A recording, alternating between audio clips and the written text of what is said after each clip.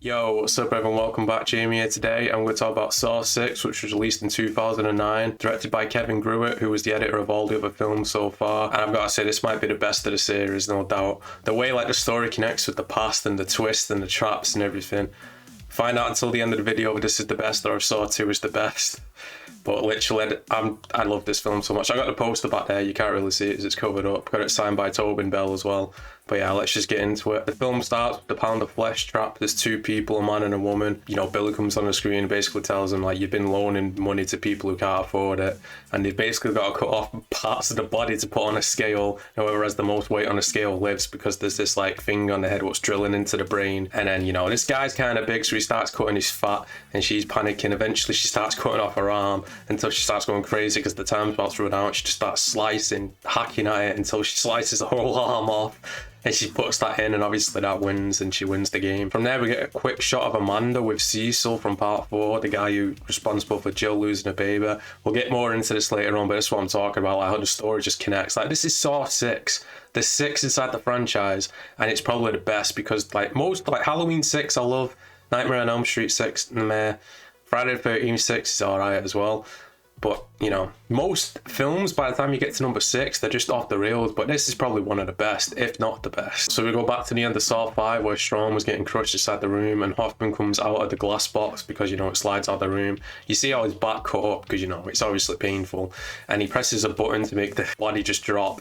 And we see him look up at something, but we don't know what it is yet, but we'll find out what it is later. From there, we cut to the insurance company, which is the main part of this film. William, who's working there, he's basically in charge, and this was, you know, topical for the time. It still is now, especially in America with the healthcare system the way it is and all that. You have to pay, and this is a main theme of this film, no doubt.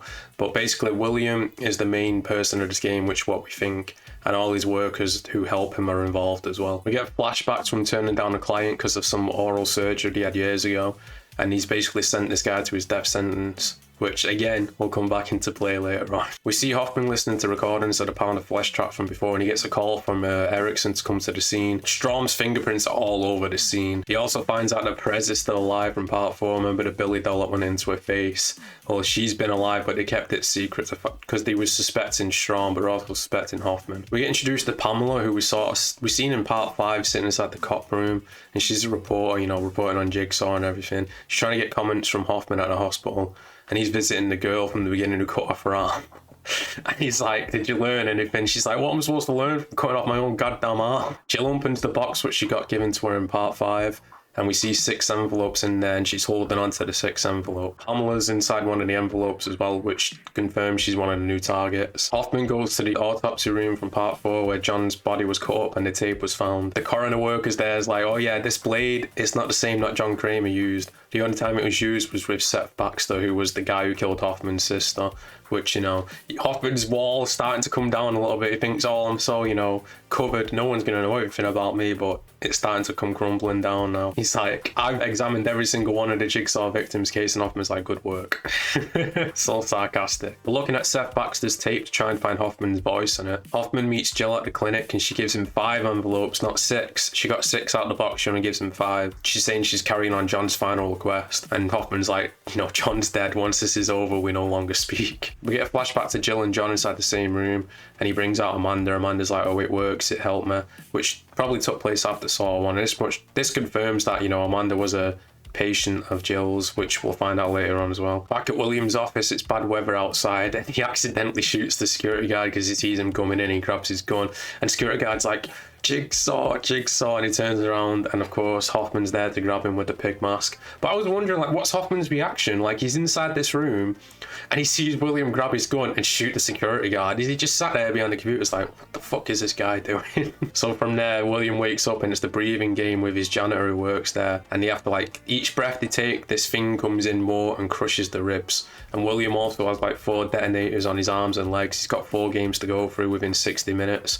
or he won't see his family again. From there, we see a woman and son wake up beside these cages, and this kid is so annoying. I hate him. He has a punchable face. He really does, man. But they're wondering why they're in there, and there's like this acid thing, this acid tub with live or die as a switch. William survives the first game, but the janitor doesn't, and he notices like once he gets down from the platform, he's got like a freshly cut scar inside his stomach, which, you know, he's already bleeding. Pamela goes to Jill's apartment to give her a letter from when John died, but she's ambushed after, and she wakes up asleep on the other side from the mother and son inside the cages. It's an abandoned zoo, and Hoffman's like watching over him from the windows. We get a flashback to John and William first meeting. It's at a party for Jill's clinic, and we see Jill and Amanda in the background as well, which is a nice little detail. And he's explaining like his policy, and John goes, so in a sense you choose who lives or dies. William's like, no, and he's like, well, you're forgetting the most important element of all, the human aspect to survive. The second game for William, he has to choose between an old woman and a young guy, both who work for him, and his policy would say that you choose the young guy because he's healthier, but the old woman has family who's going to miss her, and this young guy has no family.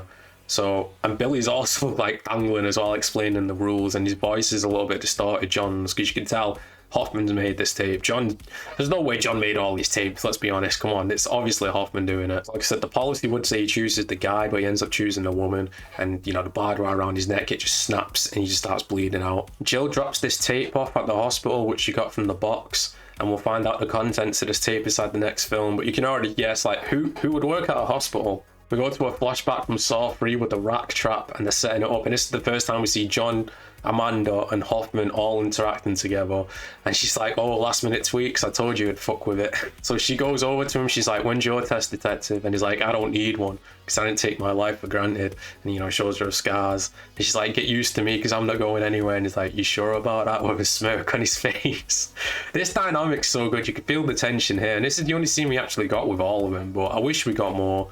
It's so good seeing all three of them, like, you know, playing off each other. Jill arrives and John gives her the key to the box, you know, what she opened already. And he says, I'll provide a way out for you, which I'm going to talk about is at the next film, because her way out, it's not good. We get another flashback. John goes to William's office asking for coverage, you know, to help with his cancer. And he talks about Dr. Gordon and how Dr. Gordon always has his hand on the doorknob half the time he's there, you know, just rushing him out. And halfway through his speech, he's like, piranha. But then he's like, healthcare should be made between the patient and the doctor, but now he's like, now I know it's not even made by the government, it's made by the fucking insurance companies. From there we go back to the main game. William basically steps into Nightmare on Elm Street because it's this steam room. He's got to help one of his workers across, but he's also like got to go through some punishment himself. It's like a maze. She eventually makes it over, but there's an x-ray showing that the key to help her out is inside his stomach, like I talked about that before, that scar, so she's got to cut him open. She kicks him inside the balls and he punches her. He's like, no, wait, I can get it. But just before he can, boom, this arrow goes straight for her head and she's dead. And this is probably the most amazing scene inside this film and the series. Hoffman's called in because they're analysing Seth Baxter's tape, and he keeps saying, right now you're feeling helpless. And he's like pacing about, like making coffee and stuff, and they're talking about, like, you know, Strom maybe could have done this, maybe he couldn't, until Erickson lays out like, oh, we've analysed the fingerprints and it turns out he's already dead and his fingerprints have been put there, so how the hell is that possible? And then you hear Hoffman's voice coming through, right now you're feeling helpless. He slashes Erickson's throat, throws coffee inside Perez's face, and he grabs the CIS worker or whatever on the computer, uses her as a body shield as Perez is shooting, gets up to her and just keeps stabbing her inside the stomach, and he's like, who else knows about me? She's like, everyone. He's like, you fucking lie. So she dies. He goes outside and gets all this gas, starts setting it on fire. We also see that he has Strom's hand, what he's got from Strom's body. So he's been trying to place Strom's fingerprints all over, but as I said, they found out that the fingerprints are already dead when they were put there. Erickson's still alive, bleeding out, and he burns him alive and the whole building up in flames, man. So badass, this scene, it really is. This is believable. They go completely over the top in Saw 7, Saw 3D, which is next. Like, you can understand this happening, but Hoffman goes full Michael Myers inside the next film. Jill leaves and she's got the 6th envelope and other things inside the box. And we get to the final game. We get to one of the final games of William, the carousel game. 6 of his workers are on, spinning around, and there's a shotgun. And he can only save 2 of them by putting his hand in this spike and, you know, sacrificing his hand. They all like start lying, but he ends up choosing 2 women, and the last guy lies like, "You pussy whip motherfucker." But he has a good line. He's like, "You look at me when you're killing me," and William looks at him and his shotgun blasts him. So 4 of them are dead, 2 of them are alive. It's got to be difficult to choose that. They're all like, "Oh, I'm pregnant, I'm rich," and all. Jill arrives at the zoo before Hoffman, and she puts a note out for him to read, and a note is basically from Saw 3, and it's blackmailing Amanda. Hoffman wrote it, is like, "Kill Lynn Denlin, the doctor from part 3, or tell John what you did," because basically Amanda was with Cecil the night Jill lost Gideon, and she forced him to go and like get the drugs, and then she was hiding out when John arrived, so you know, she was there the whole time. It's been questioned if John actually knew about this and he forgave her or not, because he tells her to go read the letter, but at the same time Hoffman could have just swapped out the letter. But yeah, that's why Amanda dies, basically, because Hoffman blackmails her into killing the doctor, because he wants to get rid of Amanda. He didn't like her being there. And, you know, it's even brought up in Saw 5, and it's like, Amanda will fail you and all. Like I said, man, these twists are so good. When Saw 6 and the twist in the story, like, in ways we didn't even think about. Jill comes in and electrocutes him on the chair because she's put, like, something underneath it without him knowing, and she straps him in. William makes it just in time to his so-called family. But the twist is, Pamela, the reporter, that's his sister, and the mother and son, they're not related. They're from the guy who he denied coverage from before. And, you know, they all recognize what's going on. And John comes on the videotape, and he basically mentions, like, that's one of the twists. It's not his game, it's hers, and she's got to forgive him because he went through all this stuff to try and save these people, but he didn't save her husband.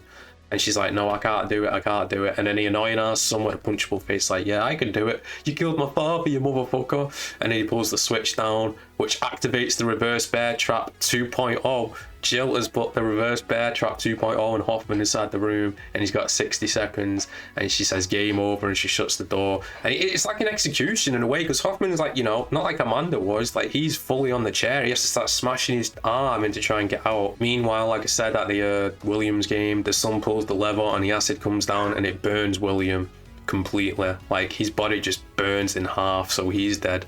Back inside the room with Hoffman, he eventually gets his arm out from busting it open, and he's looking around, and we get all flashes from the series, like John saying, "You want a chance, I'll give you a chance." And we think, shit, Hoffman's about to die, but the last second he gets to the bars on the window and it blocks it from opening him, and it rips his fucking cheek off.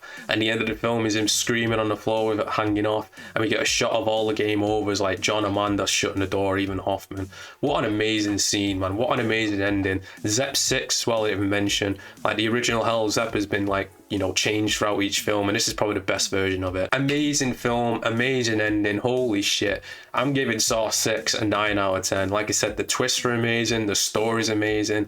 I think, going over it, this is probably my favourite of the series, no doubt. This and Saw 2 are right up there for me, but I think this one just evens it out because of all the different characters in the twist. And, you know, we got Hoffman, John, Amanda, all of them involved. But yeah, man, let me know your thoughts and opinions about Saw 6 down below. Unfortunately, the next film, Saw 7, Saw 3D, is really bad. But this is, it feels weird because you go from Saw 5 to Saw 6 to Saw 3D. It feels weird, man, but this is definitely the best of the series. Make sure you like and subscribe. Check out Saw 3D review next week, and let me know your thoughts and opinions. Until next time, peace out in a bit.